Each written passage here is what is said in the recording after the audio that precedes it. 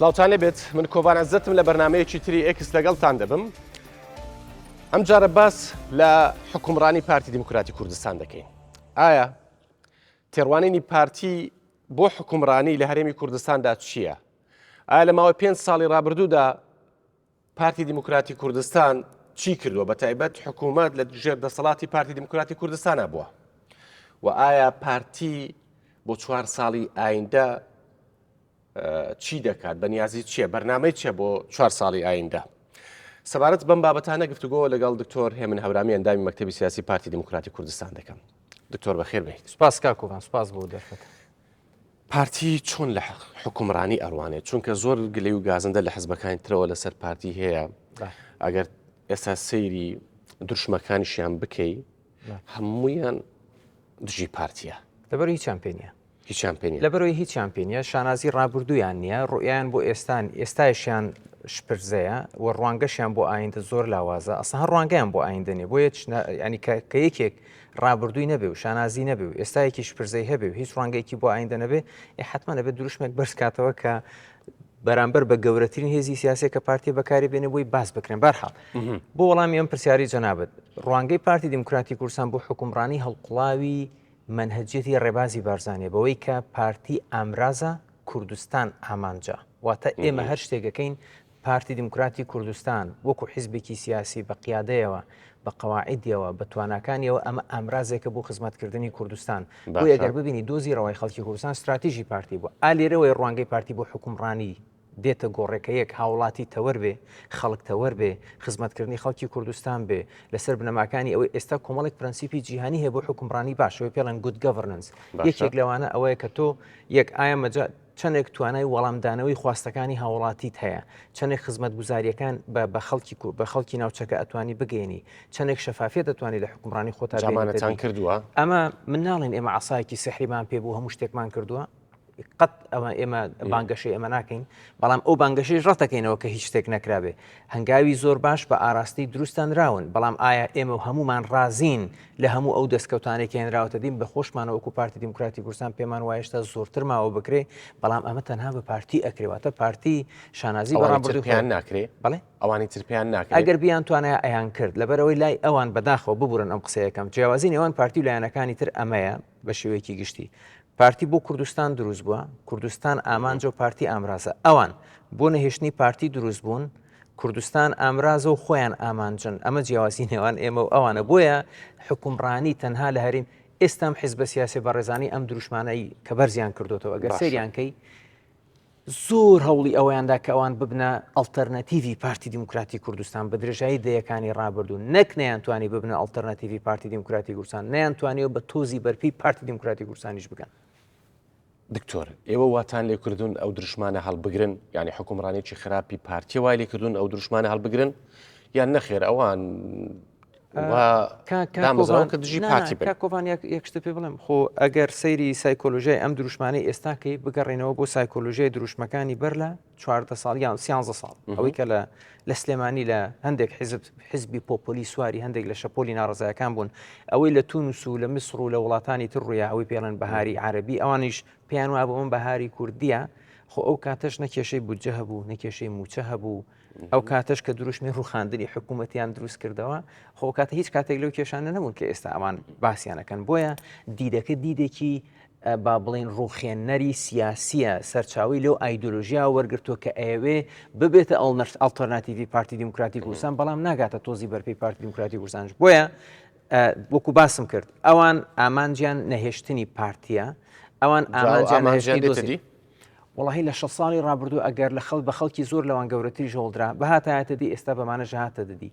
ئێمە لە پارتی دیموکراتی کوردستان ڕەنگە ئەم چانسەمان هەبێ، ئەستەنەمە لە شانسی پارتیە کە ڕکابەرەکانی پارتی ناتوانن بگەنە تۆزی پارتی، ناتوان لە ڕووی فکرەوە، لە ڕووی مێژووەوە، لە ڕووی حکومڕانیەوە، لە ڕووی ئارامیەوە، لە ڕووی ئاوەدانیەوە، لە ڕووی پەیوەندی نێودەوڵەتیەوە، لە ڕووی هاوسەنگی پاراستنی ئیقلیمیەوە بگەنە پارتی دیموکراتی، ینی بەدیلێکیان تەرح نەکردووە کە پارتی تەجاوزکە. لەگەڵ ئێوە بووە یەکێتیش حکومڕان بۆ لەگەڵ پارتی دیموکراتی کوردستانە مەبەستێک لە کامێکێتیە. ئێمە لە ساڵی 1970 پارتی یەکێتی جیاوازە ئێستا ئەو سەرانی ئێستا یەکێتی جیاوازن لەو یەکێتی کە پارتی ڕێککەوتنی استراتیژی لەگەڵ هەبوو، جیاوازن لە کۆمەڵێک باتە ئەگەر ڕێمەوە سەرم باتە، بەڵام لە ساڵی 1992ەوە پارتی دیموکراتی کوردستان وەکو کۆڵەکەیەکی ئەساسی لە حکومڕانی لە هەرێمی کوردستان خۆی بە بەرپرسیاری هەموو سەرکەوتنەکان ئەزانێ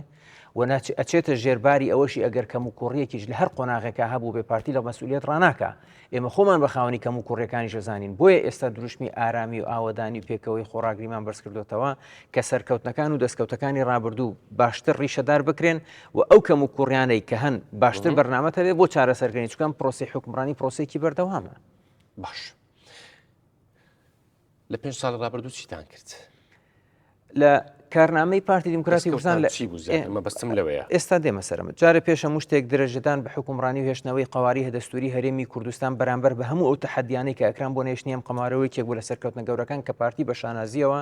پشتی شێری بەرکەوتووە لە خوێن بەخشین لە قوربانیدان لە ئامادەبوون لەناو گۆڕەپان بۆی قەواری دەستوری هەرێمی کوردستان پارێزرێت چکە بیرت نەچێ ئەوەی لە دوای خیانەتی 16 ئۆکتۆبەر هەوڵدرا قەواری دەستوری هەرێمی کوردستان نەهێڵرێتەوە ئەوەی هەوڵیانە لە هەڵبژاردننی پەرلەمانی عێراقی 2010 پارتی بشکێن و نەیانتوانی ئەوەی هەوڵیانە لە هەڵبژاردننی پەرلەمانی کوردستانی ساڵی 2010 پارتی بشکێن و نەیانتوانی دوای ئەوەش هەموو ئەو ڕێگەریانی لە بەختاوە دروستەکران بۆ هەرێمی کوردستان بە بڕینی بودجە بێ بە کێشە دروستکردن لە ڕێی قەراراتی محکەمەی اتحادی بۆ مەلەفینەوت پارتی توانی زاڵ بێ بەسەر ئەماستەنگ و کۆسپانی کاتەئارا کارەساتی سروشتی کۆرۆناشی بەسەرا هات بۆیە پارتی دیموکراتی ئەو خۆڕاگری پارتی ئەمە یەکێکە لە سەرکەوتنەکانی کارتی دیموکراتی کوردستان دوو شەریکەکەتان ئێستا دێم ئەخر توزانم پرسیاری پارتیت لێکردم ئەو دەستکەوتانی تری پارتی دیموکراتی کوردستان دیسان ئەڵێم ئەگەر سەیری هەموو ئەو دەستکەوتانەکەی کە کابینەی نوێمی حکوومەتی هەرێمی کوردستان لە ڕووی فرەچەشنکردنی سەرچاوەکانی ئابووری لە ڕێی هەناردەکردنەوەی ئەوەی پێڵێن بەرهەمی خۆماڵی لە ڕێی ئاسایشی پاراستنی ئاسایشی خۆراکە و پاراستنی سەرچاوەکانی ئەو بە دروستکردنی بەندا و پۆند و کۆمەڵێک لەو بابەتانی ترکە هەیە لە ڕووی بە دیجیتالکردنی پرۆسی حکومڕانی لە هەرێمی کوردستان ئەمانە کۆمەڵێک دەستکەوتی گرنگن کە پارتی شانازیان پێوەکات ئێمە خۆزگەمانە خواست شەریکەکانمان لە ناو حکوومەت ئەوانیش بەشدار بن لە هاوکاریکردنی بەدەستهێنانی ئەمانە بەڵام ئەوان وەکو باسم کرد لەبەرەوەی ئەوان لای ئەوان ڕوخاندنی پارتی وەکو حیزب استراتیژە ئەگەر بە ڕوخاندنی کوردستانیشەوە بێ ئەزانی ئەوانوەکو کریچیکیان لاتۆ کە ژوورێکیان لەناو ماڵێکا هەیە بۆی ماڵەکە بسووتێنن ئامادەن ئاگر لە ژووری خۆشیان بربن کاتەوان بەشدار نەبوونە لەم دەستکەوتانێک کە باست کرد وەکو باسم کرد لە نێو حکوومەتە ئێمە پارتی یەکێتی گۆڕان ئێمە کارنامەی کابینی نوێمی حکوومەت هەرێمی کوردستان کارنامەی بەرنامەی لایەنە پێکەنەرەکانی حکوومەت بووە باشە بەڵام خۆ خەڵکی کوردستانیش ئەوەندە زاکری زعیف نییە کاکۆڤان ئەمان بینی پێکەنەرەکانی حکوومەت بە ڕۆژ لە حکوومەت بوون و بە شەو دژی حکوومەت بوون بۆیە ئێمە وەکو ئەوان ناکراوە دکتۆر بۆ ئەوە قبول کرا لەبەرەوەی پارتی چەند پارتی باوەڕی بە 4 ساڵی ڕابردووە هەر ئەم گلەی لە یەکێتیەکە بۆ لێتان قبول پارتی باوەڕی بە پێکەوەیە پارتی دیسان ئەڵێم خۆی بە بەرپرسیار ئەزانێت کاکۆڤان ئێمە خۆمان بە خاوەنی ئەو ماڵە ئەزانین کە پێڵێن ماڵی کوردستانی ئەوانەی کە ژوورێکیان لەناو ئەم ماڵە هەیە ئەگەر هەوڵی ڕوخاندنی خانوەکەش بن ماڵەکەش بن بە سووتاندن و تێکدانی ژوورەکەی خۆشیان بێ ئێمە هەوڵمان ناوە ژوورەکەی ئەوانی شتێک نەچێت بۆی خانوە گەورەکە تێک نەچێت چکە ئێمە خۆمان بە خاوەنی دۆزەڕەوە گەورەکە ئەزانین قەت نەمان و تۆ پارتی بە تەنیا پێشتری ژوتومانە بە پێکەوەی ئێستش دروشمی پێکەوەی هەمان استراتیژی پارتیە جاوان ژووریمان تێکەدەن پرۆسەری دۆخی سلێمانی کە ئێستا لە تیجارەتی مخدراتەوە بیگرە لە دروستکردنی کارگەی مخدراتەوە بیگرە لە ڕێژەی تیرۆر و توقاندنەوە بیگرە لە ڕاوەدونانی سەرمایه‌گوزارانی ئەوانەی وەبەرهێنەری ناوخۆیی و بیانین لەو دۆخی بەسەر فڕۆکەخانەی سلێمانیاتۆ لەو تاڵانیانی لە خاڵە سنوورەکانە ئەکرێ یەکێتی نیشتسەرانی ئێستا یەکێتی نیشتمانی کوردستان لێ بەرپرسنەوە چیەکەنەوە ئێوە بەرپرسنیت ئێوە دەستەوەستانە دەستەوەستان بۆیە ئەگەڕێنەوە بۆ سەر سندوقەکانی دەنگدان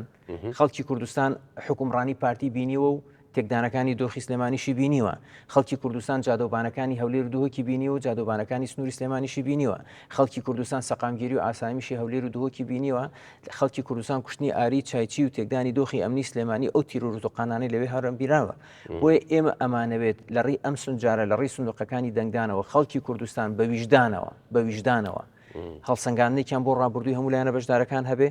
ئێستایان لە بەرچاو بێ و ئایندەی خۆشیان لە بەرچاو بێ من هەموو جارێک ئەمە بەوە ئەشوبهێنم پارتی دیموکراتی کوردستان ئەو هێزەیە کە جێی متمانەی خەڵکە خەڵکێکە بۆ کاکۆڤان لە ناو یەکێتیایە لە ئاستی باڵاشە بە من ئەڵێ کاگە من کە دێنەوە سنووری هەولێر زیاتر هەست بە ئەمانەکەین بەرپرسی گەوری یەکێتیان هەیە بەڵگەم لایە ئەڵێ کاگە من کە دێنەوە سنووری هەولێر هەست بە ئەمانەکەین لەبەرەوەی پارتی هیچیش نەبێت کەرامەتمان ئەپارێزێت و هەست بە ئەمانی خۆمانەکەین ئێستا لەو سنوورە کەس خاوەنی سەر و ماڵی خۆی نییە کۆمەڵێک سەرسەریان بەریاوەتە ناو جادەکانی سلێمانی هەر ڕۆژە و ئاری چایچێک تیرۆرەکەن هەر ڕۆژە و تۆقاندنێکەکەن هەر ڕۆژە و سەراسەندنێکەکەن بۆیە ئێمە لەم هەڵبژارنا داوا لە خەڵکی سلێمانیەکەن پارتیش تاقیکانەوە داوا لە خەڵکی کوردستانەکەی متمانەیەکی گەورەتر بە پارتی دموکراتی کوردستان بەخشنەوە بۆ ئەوەی ئایندەتان پارێزراو بێ ئێستاشتان برەوی زیاتری پێ بدرێ بۆی سەر و ماڵتان پارێزراش. ئێوە ئەڵێن کوردستان ئامانجی ئێمەیە هەر ئامانجی ئێمە بووە باش پارتی ئامرازە پارتی ئامراز و کوردستان ئامانج باش بەڵام سلێمانی و هەڵەبجەش کوردستانن. خۆی من نەمانوت کوردستان بەستعبیرە لە هەولێر دۆ مەبەستی لەوە نییە بابێ مەسەر پرسیارەکەم دکتۆر ئەڵێم چی بۆ ئەوەیەکەن ئەوە ئەڵێ ڕێگریمان یەک نمونێک بۆ باسکەم لە کۆبنەوەی ئەنجومەنی وەزیران بۆ ڕێگریکردن لەو قاچاقچێتی و دزی و تاڵانەی لە دەواازە سنوورەکان ئاکرێ بەڕێ سەرۆک وەزیران پێشنیاری کردبوو کە بڕیارێک بە ناوی حکوومەت هێرمی کوردستان دەربچێ هێزێکی هاوبەشی وەزارەتی پێشمەرگە کە وەزیرەکەی یەکێتی لەگەڵ وەزارەتی ناوخۆ پێک بهێنرێ و یەکەم جار لە حدودی ئیبراهیم خەلیل و لە حاجی عومەران دەست پێ بکرێ بووی ڕێگە لە قاچاقچێتی بگیرێ اینجا بچنە باشماخ و پەروێزخان تیمی یەکێتی لە ناو کابینە بە سەرۆکایەتی جێگری سەرۆکی ئەنجومەنی وەزیران وتوانە ئەگەرم هێزە هاوبەشە بڕۆ شەڕی ناوخۆ دروستە بێ با شەڕی ناوخۆ چێ دروستیەکە چه هێزێک لە سلێمانی و هەڵەبجە خۆی بە گەورەتر لە هێزی هاوبەشی حکوومەتە زانێت تا شەڕی ناوخۆ دروستکە کە ئەڵێن ڕێگری کراوە لە قاچاقچێتی ڕێگری کراوە لە بەتاڵانبردن لە خاڵە سنوورەکان ئەمە یەکێکە لەو نمونانەی کە باسەکەم باش ئەمانە کراون ڕێگریتان لێکراوە لە ماوەی کابینی نوێیە ئێوەڵەن ڕێگریمان لێکران نەمانتوانی هیچ بکەین دوای ئەمە بۆ 4 ساڵی یەک لە خاڵە ڕێگریەکانی تریش ئەوانە گە بەبیرێت بێ لە سەرەتای دروستبوونی کابینەوە سەری زمان و بنی زمانیان لە مەرکەزی ئیداری و مالی بوو بۆ سلێمانی ئەیانوە داهاتەکانی سلێمانی ئەوەندە زۆرن ئەگەر نەگەڕێنەوە بۆ هەولێر لە سنووری سلێمانی ئیدارەی ئێرە ئیداری خۆجێتی ئەتوانێت بەم داهاتانی سلێمانی گەورەترین خزمەتگوزاری بە سلێمانیکە هەموو دەسەڵاتە ئیداری و مالیەکان لە چوارچەوەی پێڵن لە مەرکەزی ئیداری و مالی درایە دەسەڵاتدارانی ئێستای سلێمانی بڕۆ سەیری دۆخی پرۆژەکان کە لە سلێمانی ئەزان یەک نمونەت بۆ باسکەم کە لە ئاخر داتا کە لە وەزارەتی تەختیتی عێراق و لە هەندێک شوێنی تریش کراوە لەوەتی لا مەرکەزی ئیداری و دارایی دراوە بە سلێمانی لەوەتی ئەم برادرانە دەسەڵاتێکی تەواوی پۆلیسی عسکەری تیرۆری ئەمنیان لە سلێمانیە سەپاندۆ بەسەر خەڵکە ڕێژەی بێکاری لە ناو گەنجانی سلێمانی تقریباً 4% زیادی کردووە لە کاتێکە ئەوان ئیدعایانەکە ڕێژمەی خزمەتگوزاریەکان پاشەکشەی کردووە ڕێژەی کۆمەڵێک بۆیە ئەم دەسەڵاتدارە خۆسەپێنانەی ئێستای سلێمانی ئەبێ کۆتاییان پێ بهێنرێ بۆ ئەوەی حکومڕانیەکی سەرانسەری لە کوردستانە هەبێ ئەو ئیرادەی هەڵەگرێت دکتۆر کۆتاییان پێ بهێنرێت بەڵام لە ڕێی سندوقی دەنگدانەوە ئەبێ متمانەی خەڵکی سلێمانی مەڵبەندی کوردایەتی بوون ئەستان خەڵکی سلێمانی پارتی دموکراتی کوردستان لە سلێمانیەوە دروست بووە شۆڕشی ئەیلول لە سنووری سلێمانی و دەستی پێکردو یەکەم شەیدی شۆڕشی ئەیلول لە دەڤەری ینی ئەمانە هەمووی واضحن ئێمە خەڵکی سلێمانی ناوچەیەکی گرنگی گەشتیاری پیشەسازی کشتتوقاڵی ئێوە گرنگن چیان بۆکەن بۆ 4 ساڵ داات و متمانەی زیاتر بە پارتی دموکراتی کوردستان بن بۆی پارتی کە دڵنیان لەوەی پارتی دموکراتی کوردستان براوەی ئەم هەڵبژاردنە ئەبێ بۆی دەستکراوەتر بێ لە گەیاندنی ئەو شێوازە حکومڕانی کە پێویستەکە خەڵکی سلێمانی شایستەیەتی بەوەی کە خزمەتگوزاریەکانی زیاتر بکرێ دەرفەتی کار بۆ گەنجانی زیاتر بخۆقێنێ و ئاستێک بۆ خەڵکی ئەوانی خۆیان پێیان ئەڵێن سەرسەرەکانی ناو سلێمانی کە هەر ڕۆژە و ئاری چایچێک شەهید دەکەن ئاستێک بۆ ئەمانە دابدرێ ئەمە تەنها بە پارتی دموکراتی کوردستان ئەکرێ بۆیان نەکەن ئەمانە ئەڵێم ئەمە ئەو متمانەی ئەوان بماندنێ ئەم شتانی کە پارتی دموکراتی کوردستان ئەتوانێت بەڵێ ئەتوانێت لەوێ بیکە کۆتایی پێ بهێنرێت ئەوەی کاوتت ئەو دەسەڵاتدارێتی ئێستای خۆسەپێنی ناویەکێتی نیشتیمانە بێت کە بە کودەتا دەسەڵاتی ئێستایەکێتیان قۆڕەخ کردووە جامە بەست هەشتی تەموزێکی ترە یان نەخێر پارتی دەسەڵات لە سلێمانی ئەمە بابەتێکی ناوخۆی ئەوانە بەڵام مەبەستم ئەوەیە متمانەی زۆرینەی خەڵکی سلێمانی بە پارتی دموکراتی کوردستان ببەخشن بۆ ئەوی پارتی بتوانرێت داڕشتنی بەرنامە و کارنامەی کابینەی دەیەمی حکوومەتی هەرێمی کوردستان بە سەرۆکایەتی کاک مەسرور بارزانی ئاستێک بۆ ئەم شێوازە لە حکومڕانیەکی خراپ لە سنووری سلێمانی دابدرێ بۆیە ئێمە داواکاری ئێمە لە خەڵکی سلێمانی وەیە پارتیش تاقیب بکەنەوە چونکە لە بەدرێژایی 10 ساڵی ڕابردوو هەر هێزێک جیابووەتەوە بۆ سەلماندنی خۆی دیسان دەنگی سلێمانی پەرت کردوێتەوە هەر ناکۆکیەک دروست بۆ لەسەر حسابی خەڵکی سلێمانی بۆ ئێمە ئەمجارە ئەڵین خەڵکی سلێمانی پارتی تاقیکەنەوە بۆی پارتی بتوانەوە ئێمە ئومێدمان هەیە و داواشیان دێکن تقریبا چەند کورسی هەن دکتۆر لە سلێمانی آخر بابەتەکە هەمووی لەسەر سلێمانیە نەخێر بەس بۆ نمونە بەگشتی باسەکەم نانا ئێمە ئەم جارە سیستەمی هەڵبژاردنەکە جیاوازە 4 بازنەمان هەیە بازنەی دۆک بازنەی هەولێر بازنەی سلێمانی بازنەی هەڵەبجێ لە بازنەکان ئێمە ئومێدێکی زۆرمان هەیە ئەم جارەکە ئەگەر ئەو تەزویرە موبەرمەجە نەبێ کە لە تۆمارە دەنگیەکەی هەردوو جووت براوە دەرچووە و ئەوە بەڵگەیەکی قاتعا پارتی دموکراتی کوردستان ئومێدی هەیە ئەم جارە دەنگەکانی خۆی لە سلێمانی بەرێتە سەرێ ئەی بەگشتی بەگشتی کاکۆڤان بە سەراحەت پێت بڵێم ئێمە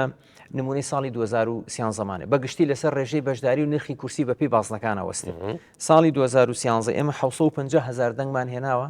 وەکو پارتی دیموکراتی کوردستان کردێ 38 کورسی لە پەرلەمان. ساڵی 2018 ئێمە 688,000 دەنگمان هێناوە لەبەرەوەی ڕێژەی بەشداری تۆزێک کەمتر بوو سعری کورسی دابەزی ئەم 688,000 کردی 45 کورسی واتە لە ماوەی 5 ساڵ ئێمە 6,000 دەنگ ئەگەر کەمیشمان کردبێ بەڵام حەو کورسیمان چووە سەرێ. بۆیە ئێستا لە ڕێژەی کورسی بەگشتی لەسەر ڕێژەی بەشداری و نرخی کورسی لە هەر پارێزگایەکەوێ بەڵام ئێمە پشتیوان بەخوای گەورە بە هیمەتی هەموو ئەندامان و لایەنگرانی پارتی و دەنگدەرانی ناو خانەوادەی ئەندامانی پارتی دیموکراتی کوردستان ومێدێکی باشمانەیە پارتی لەسەر و 40 کورسیەوە بێنێت بەڵام لەسەرەوەی 41 بێت 42 بێت 43 بێت 44 بێت 45 بێت 46 بێ ئەمە لەسەر ڕێژەی بەشداریەکان و لەسەر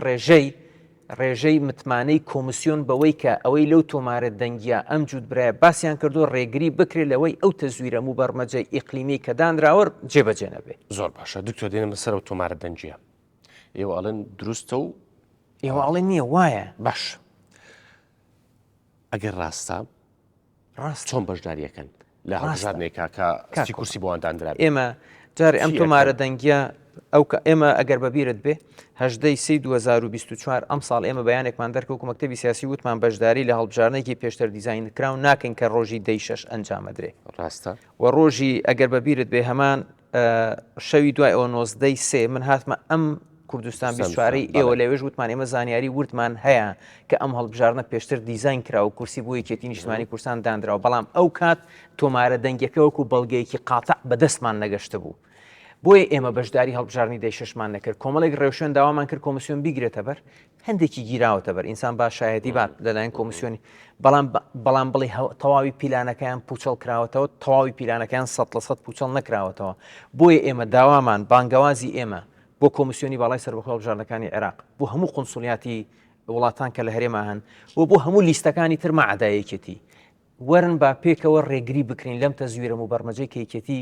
هەوڵی بۆ ئايات بۆ ئەوەی دەنگەکان پارێزراو بێت بریکارەکان لەسەر سندوقەکان چاوکراوەتر بن هەموو لایەنە سیاسی بەڕێزەکان پێکەوە ڕێگری بکەین لەوەی کە یەکێتی ئەو تەزویرەی داینەوە بۆی نەچێتە سەر بۆیە چێتە سەر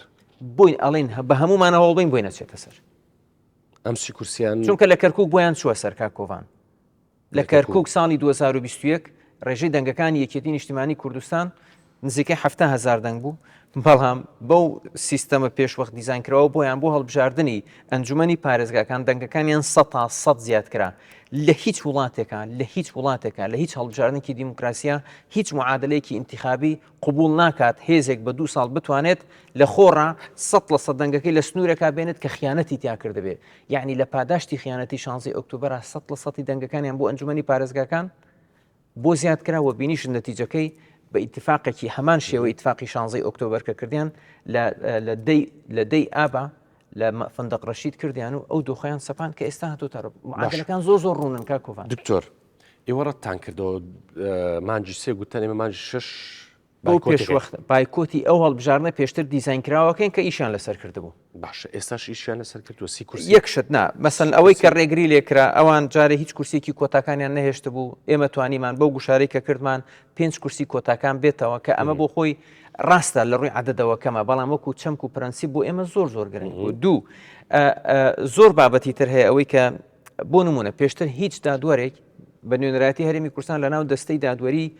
هەڵبژاردنەکانە نەبوو هەمووی لە بەغداوە ئەوایە دابدرایە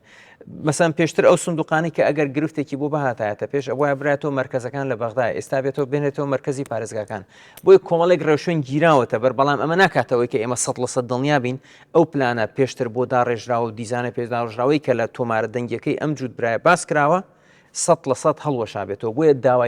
داوای پشتیوانی لە تەواوی کۆمەلگای نێودەوڵەتی لە تەواوی لیستە بەشداربووەکانەکەین چاوکراوە بن بە هەمومانەوە ڕێگە نەین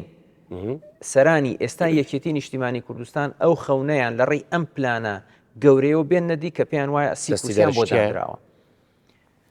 تۆمارە دەنگێکە وازەحە کاکە کۆڤان ینی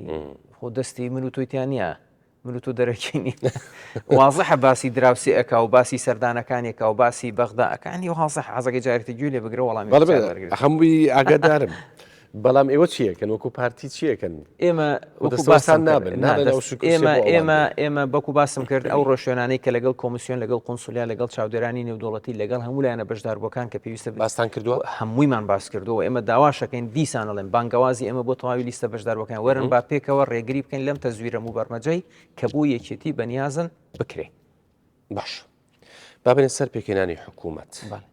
پارتیەڵن لایەنەکان کەش ناشانەوەڵەن پارتی حزبی یەکەمێ بێت و جا کورسی کەمەکەیان زیادەکە و شتیشتیکەیە پارسێر یەکەم بۆ هەر یەکەمیشە بێ. باش یەکەمیشە بێت چێ سەرۆک وەزیرانە بێت کاک مەسرور بارزانی سەرۆک وەزیرانە بێ. سەرۆک وەزیرانە بێ باش پێکێنانی حکوومەت کێش ناڕازیە کاک مەسرور سەرۆک وەزیران بێتوانێت بەشداری حکوومەتەکە. ئەمە پەیامە بۆ یەکێتی نه ئەڵین یعنی ئەگەر ئەوان بە شەخسانەیەکەن چکە کاک مەسرور ینی پارتی باشە ئەگەر هەر قسەیەک بەرامبەر بە کاک مەسرورە وترێ هەر شتێک لە کاک مەسرور باسی کاک مەسرور ئەزانین بۆ باسی پەلاماری کاک مەسرور کاک مەسرور ڕێگەری هەوڵیاوە ڕێگری لە قات شخصیەتی خاڵە سنووریەکان بکات هێزی هاو بەش بکات ئەوان دژی وەستانەوە کاک مەسرور هەوڵیا حکومڕانێکی سەرانسەری بات ئەوان دژی وەستانەوە باشە ئەو دژایەتی کاک مەسرور کە ئەیکرێت دژایەتی حکومڕانێکی باشە کە ئەکرێت دژایەتی تەواوی پارتی دیموکراتی کوردستانەکە ئەکرێت ئەی چێ جێگیریە بێت معلومە کە کاک مەسرور سەرۆک وەزیرانە بێ بەس معلوم نییە کێ جێگیریە بێ بەڕاستی ها ینی بۆ باواقع بین بین لەسەر ئەنجامی هەڵبژارنەکان ڕائوەستێ و ئێمە دروشمی پێکەوەیمان بێ قەت نەمان تۆ پارتی بەتەنیا حکوومەت پێکەهێنێ پارتی ئەگەر حتا زۆرینەی پەنجا زائیدیەکیشی هەبێ لەگەڵ ئەوە نییە بە تاقی تەنیا خۆزگا کەلتوری دیموکراسی لە کوردستاندا ئەوەندە بچەسپایە کە ئێمە شو وڵاتانی دیموکراسی ڕۆژئاوا حزبێک کە براوە پەنجا زائیدەکە بێت تەواوی جونگەکانی حکومڕانی بگرێتە دەست و هێزی براوی دوم ببێتە ئۆپۆزیسیۆنێکی بەهێز بۆ ئەوەی دوجار خەڵکی وڵاتە قازانجی لێکەن لەسەر بەرەنجامی هەڵبژارنەکان ڕائوەستێ لەسەر ئەو بەرنمەیە کە ئەبێ کابینەی دەیەم بۆ یەک حکوومەت یەک پەرلەمان یەک کێزی پێشمەرگە یەک حکومڕانی باشی سەرانسەری ڕێگری لە قاچاقچێتی ڕێگری لە مخدرات ڕێگری لە دروستکردنی کارگەی مخدرات ڕێگری لە تیرۆر و تۆقاندن ڕێگری لەوەی کە هێزی پێشمەرگە بەکار بهێنرێت ئەو ناوە پیرۆزە بۆ حساباتی داخلی حساباتی شخصی کێ لەسەر ئەم بەرنامەی لەگەڵ پارتی ڕەکەوێ پارتی دیموکراتی کوردستان لە چوارچەوەی دروشمی پێکەوەی ئامادەی حکومڕانی لەگەڵان دروست بە کەواتە پارتی ناوێت زۆنی زەرد و سەوز بمێنێ لە کابینەی داهاتووە ئەزانی نەک نایەوێت هەر کوردستان هەر کەفرە پێ بوترێ زۆنی زەرد و زۆنی سەوز کوردستان یەک کوردستانە بۆ پارتی فەرقی بینی خانەقین و زاخۆ نییە بۆ پارتی فەرقی بینی هەڵەبجە و سۆران نییە بۆ پارتی ئەسڵان فەرقی بینی سلێمانی و دوهۆک نییە کوردستان یەک کوردستانە بێ هەمووشمان سەرڕای هەموو جیاوازیەکانمان سەرڕای هەموو ئەزانی کاکۆڤان ئێمە لێرەوە بانگەوازێکی ترەکەین ئێمە نەگێکێتی هەر لایەنێکی تر لەسەر استراتیژ ڕێککەوین استراتیژ کاڵێم استراتیژ چییە ڕوانگەمان بۆ پاراستنی قوارەی دەستوری هەرێم پاراستنی هەرێمی کوردستان لە هەموو لێکەوتە ئیقلیمیەکان ڕێگریکردن لە دەستێوەردانی ئیقلیمی و دەسەڵاتدارانی بەشێک لەوانەی کە ئێستا لە ڕێی میلیشیاتەوە لە بەغدا و حکومڕانی بە جۆرێک لە جۆرەکانەکان ڕێگریکردن لە قاچاقچێتی ڕێگریکردن لە تیرۆر لە شێوازی حکومڕان لەسەر ئەم استراتیژە ڕێکەوێن ئەستان پارتی دیموکراتی کوردستان حاتمە تەیەک ئەبێ بۆ هەموو لایەنەکان بەڵام کێشەی ئێمە لەگەڵ سەرانی ئێستا یەکێتی نیشتیمانی کوردستان لەسەر استراتیژە چکە استراتیژی ئەوان نەهێشتنی کوردستان و نەهێشتنی پارتیە استراتیژی ئێمە پاراستنی کوردستانە بە ئەوانیشەوە باش ڕێکەوتنتان کرد بۆ کابینەی نوێمیش بەڵام بینی مانگ بچنەوەی گۆڕان کشایەوە وەڵڵاهی جا بەڕاستی من ئێستش پێمان وایە پێش 2 ڕۆژ 3 ڕۆژ لە ئەنجامدانی هەڵبژاردن ئەم جۆرە بڕیارە لەگەر ڕێزم بۆ بڕیار بەدەستانی ئێستای بزوتنەوەی گۆڕان بەڵام پێما بوو کەس ئەم بڕیاریان لێ ناکرێت چونکە تۆ 5 ساڵ لە ناو حکومڕانیە کابی لە چوارچەوەی کارنامەیەکە ئێستا بیت وەکو ئەزانی وەکو چیوایەکە کۆڤانۆک وایە لە یاریکی تۆپی پێیا دوو گێمەکە تەواو بوو بێ 5 دقی ئیزافیشی پێ درابێ 4 دقی یاریەکە تەواو ببێ 1 دقی مابێت تیپی بەرامبەر بڵێ کاکە وەڵام لە ساحەکە ئەچمە دەرێ تۆپەکەی خۆمەوە چمە دەرەوە بەڕاستی ئەو دقەیەکی مابێ وڵا کاکە باشە بەڵام مۆزیرەکانی بچوتنەوەی گۆڕان بەڕاستی ینی لە لیدوانەکانیانە زۆر مەدحی کابینەی نوێمیانە کرد کەوتیان هەبوو هیچ چێشێکیان نەبوو پێم وابێ ئەمە بڕیارێکی سیاسی من ڕێزمان هەیە بۆ بڕیارەکەی بەڵام پێمان وایە هەر تقریبان ئەو دقی ئەخیری تۆپەکەیەکە کاچنە دەرەوە باشە خۆیان بەرپرسیان لە هەڵسەنگاندنی ئیجابیەت و سلبی من هەورامی پێشبینیتان بۆ هێزی دووەم و سێم چێ بێ وڵی کاک کۆڤان ئاسان نییە باسکەم بەڵام ئەو بەپێ ئەو بە دوان دوچوون و ڕاپرسانێک ئەو دڵنیان لەوەی کە پارتی دیموکراتی کوردستان هێزی براوی یەکەمە بێ و پارتی هێزی یەکەمە بێ کورسیەکانی بەلای کەم دوو هێندەی هێزی دووەمە بێ بەلای کەم دوو هێندەی هێزی دووەمە بێ لە نێوان هێزی دووەم و سێمە پێم وابێ لە بینی یەکێتی و یەکێک لە ئۆپۆزیسیۆنەکانە ئێستا کێبەرکەیەکی زۆر تند هەیە کامیانە بنە هێزی دووەم لە ڕووی دەنگەوە بۆ ئێوە کەم ئەولەویەتە ئەوە خەڵکی کوردستان ئەبێ ئەم بڕیارە بە بەڵام بە هەرحاڵ بایەکێتی فریای ئەوە کەوێت نەبێتە هێزی سێم فریای ئەوە کێ نەکەوێتە سەرڕای ئەو توندی ئێستا لە بانگەشە هەیە کێشاتان لەوە بێ حکوومەتیان لەگەڵ پێک بهێنن لە سیاست هیچ شتێک مطلق نییە ینی سیاست لەسەر بنەمای ڕێژەگەرایی بێ ئەزانی ئێمە با بە سەراحەت ئەم قسەیەکەم ئێمە قۆناغی زۆر خوێناویتر و خراپترمان لەگەڵ یەکتری تێپەڕاندووە کوردستان پێویستی بە ئارامی زیاترە پێویستی بە پێکەوەی زیاترە بەڵام لەسەر بەرنمەیەکی هاوبەش کە هەردوو لامان پابندی ڕێکوبێکی ئەم بەرنامەی بین پارتی مێژوویەکی باشی لە پابندی بە هەموو بەرنامە و بە هەموو بەڵێنەکانی خۆی هەیە بەڵام برادرانی ئێستا یەکێتی مێژوویەکی باشیان لە پابندبوون بە بەرنامەکان و بە بەڵێنەکان نییە هیوادارین دوای هەڵبژارنەکان ئەوەن لە ئێستاەوە بەشی ئەوەندەی تیا بهێڵنەوە کە ڕوویان هەبێت جارێکی تر بێنەوە لای پارتی دیموکراتی کوردستان و لەگەڵ کاک مەسعودانیشنەوە بۆی کابینی دەیەمی حکوومەتی هەرێمی کوردستانی پێک بێنن سپاس بۆ بەڕێسێ هەوامی ئەندای مەکتەبی سیاسی پارتی دیموکراتی کوردستان کە لەگەڵمان بوو سپاس بۆ ئێوەش سپاس بۆ ئێوەش کە بینەرمان بوون تا بەرنامەیەکی تر هەر لە خۆشی دابن.